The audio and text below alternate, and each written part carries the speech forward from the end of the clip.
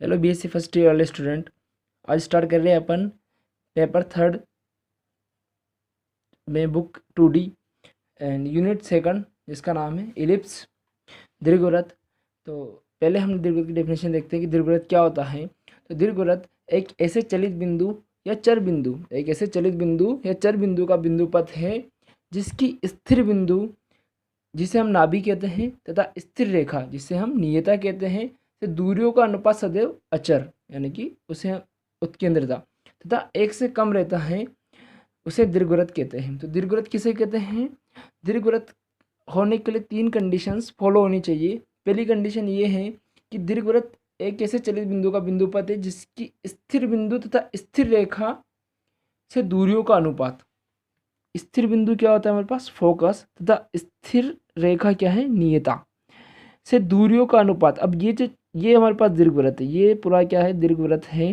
तो इसके किसी भी बिंदु का इस पे जितने भी हमारे पास बिंदु हैं उन सभी में से किसी भी बिंदु का इस फोकस यानी कि नाभि से ये दूरी तथा ये दूरी, इन दोनों का अनुपात हमेशा क्या होना चाहिए? अचर, कांस्टेंट, और हमेशा 1 से कम हो।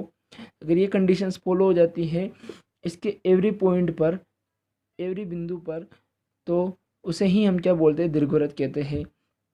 अब जो अचर हैं उसको हम बोलते हैं उत्केंद्रता। उत्केंद्रता को हम रिप्रेजेंट करते हैं किससे? स्मॉल ई से। तो उत्केंद्रता को ई से व्यक्त करते हैं।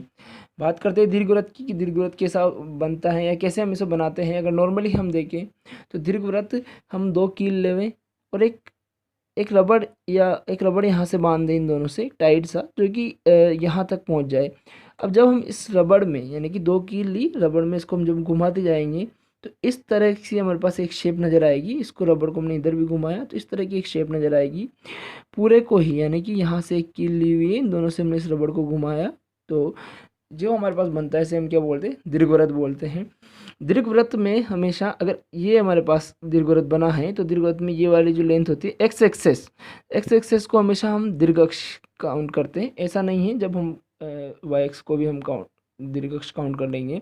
उसके लिए मैं बताऊंगा जब हमारे पास क्या होगा कि a लेस देन b, जब ये वाली कंडीशन रहेगी तब दीर्घ अक्ष हमारे पास हो जाएगी y और लघु अक्ष हो जाएगी x।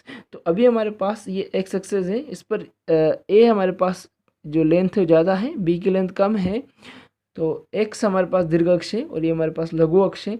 इसे हम बोलते हैं नाभि। ये होती है हमारे पास नियता, ये होता है केंद्र। एंड ये सारी बातें इसमें जो कि हम आगे और जानेंगे इनके बारे में। हम आगे जाने के बाद अब नाभि पे डाला गया लंब, यानी कि अगर हम यहाँ पर एक लंब डाल देते हैं इसे बोलते हैं अपन नाभि लंब। ऐसे ही इस नाभि पे डाला गया लंब नाभि लंब। एक ही यहाँ पर बात है, देखो उत्केंद्रता, ये जो डिस्टेंस होती है इसको ए बोलते हैं दीर्घ अक्ष की, ये लघु अक्ष है, ये हमारे पास नाभि है। तो इन तीनों में एक रिलेशन है उत्केंद्रता और नाभि यानी कि दीर्घ अक्ष और लघु अक्ष में। तो ये जो कि आगे जाके हमारे पास काम आएगा। तो अभी सिर्फ हमारा पर्पस था कि दीर्घवृत्त क्या होता है, तो दीर्घवृत्त किसे कहते हैं, तो हमने उसके बारे में जाना। आई होप कि आपको समझ में आया होगा और आगे जल्दी मैं कुछ और वीडियो अपलोड करने वाला हूँ, तो बने रहिए हमारे साथ।